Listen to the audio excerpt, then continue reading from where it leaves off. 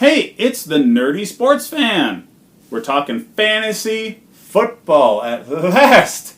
At last. It's just around the corner. Now, I'll express this again.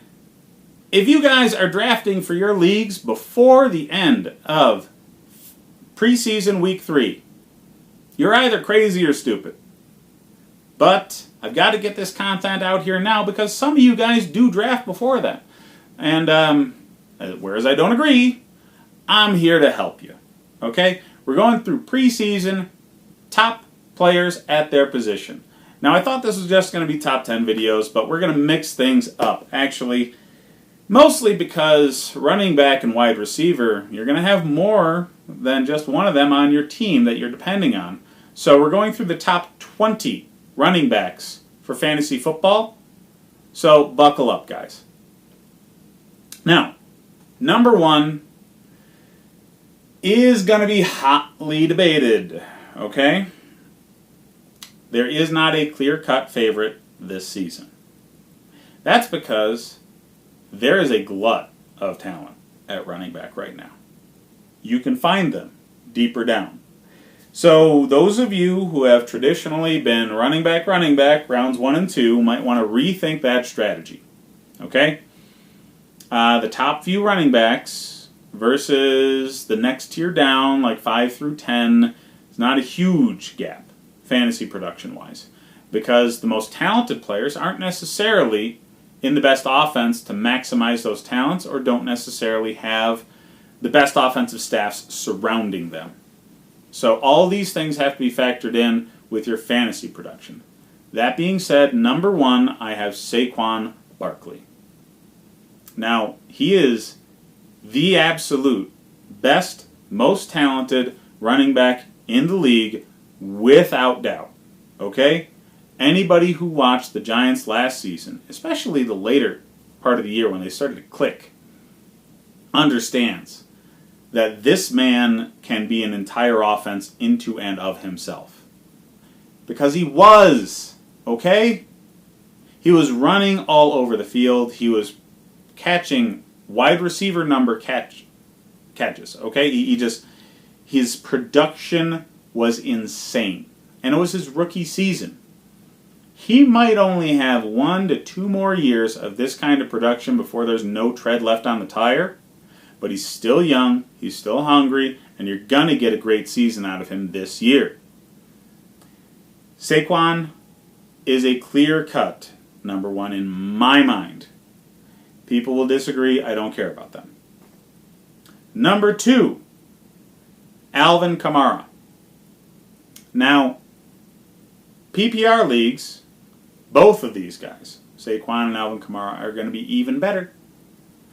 But if you looked at Kamara's production last season, you understand why I have him here. The combination of his running, pass catching, and now not having to compete with Mark Ingram really boosts his stock.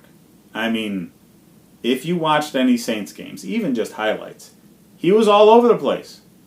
But he was splitting carries with Ingram. So there were games when Ingram was the hotter hand, or they just wanted some more punch up the middle instead of what Kamara offers, and Ingram got the touchdowns. That's not going to happen this year, okay? That dude's in Baltimore. And they're changing the offense there. There's Jared Cook. So Kamara is going to get fewer short yardage passes because of Jared Cook's presence.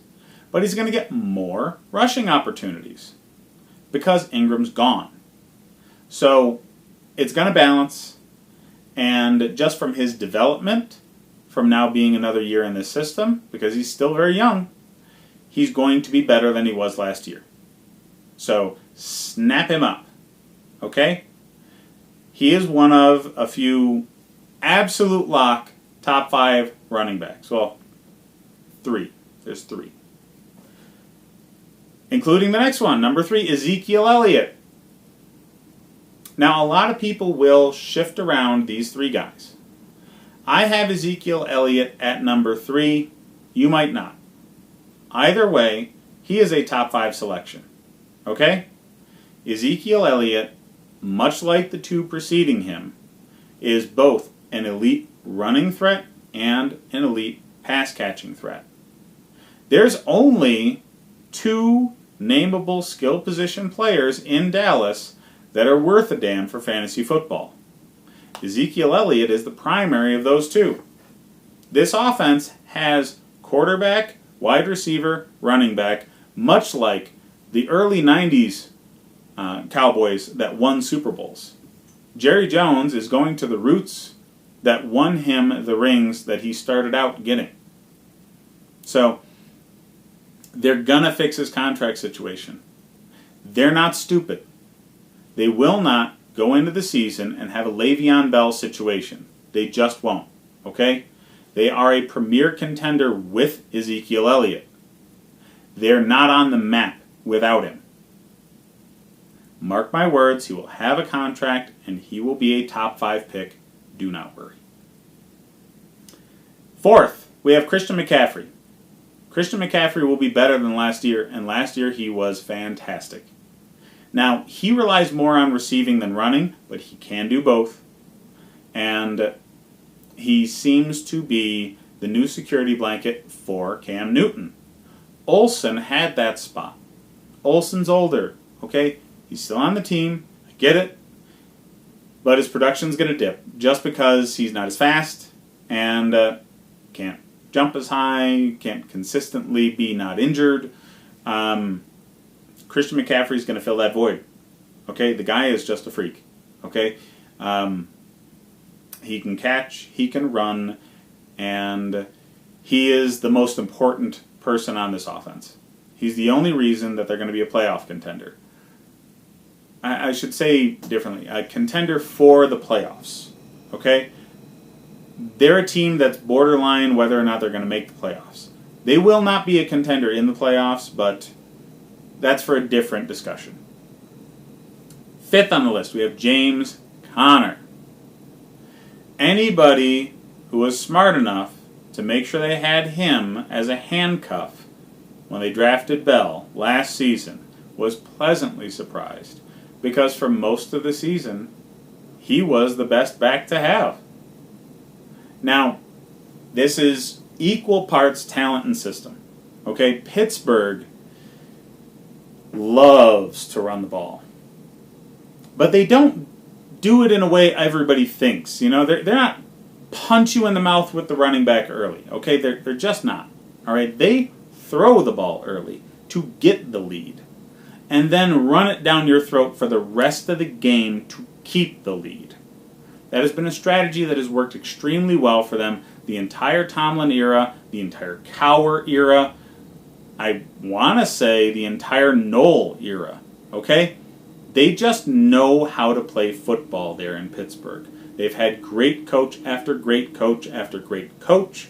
This is the model of elite ownership. They knew what they had in Conner. They knew what they had in, I think, Samuel is his backup. That's why they weren't worried about Bell. Okay?